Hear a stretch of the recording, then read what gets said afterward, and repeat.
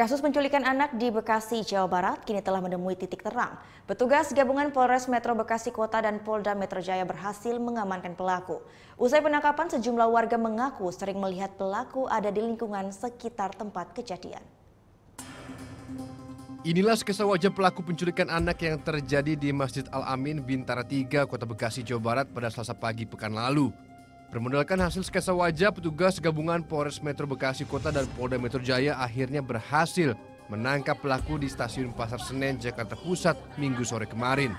Sejumlah warga yang melihat sketsa wajah pelaku mengaku kerap melihat pelaku berkeliaran di lingkungan warga. Ia sering terlihat duduk beristirahat di halaman masjid dekat lokasi kejadian. Meski kerap datang ke pemukiman Bintara 3, namun pelaku tak pernah berkomunikasi dengan warga. Dia pas ibu lihat sendirian aja, Bu? Iya, dia Oh, tasnya model kayak gimana? jadi itu. Dia mau nanya angkot. Oh, mau nyari angkot. Dia nanya angkat ke atas.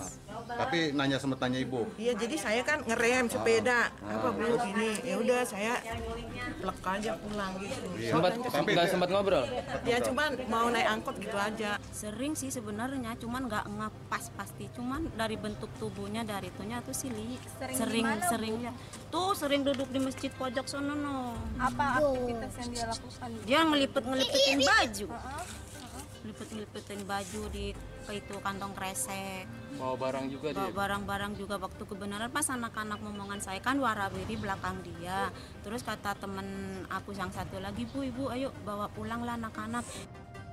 Sebelumnya balita berusia 3 tahun Anissa Suci Ardiwibowo menjadi korban penculikan saat tengah bermain. Korban sempat hilang selama hampir 1 minggu sebelum akhirnya bisa ditemukan petugas kepolisian. Ari Ridwan melaporkan untuk NET.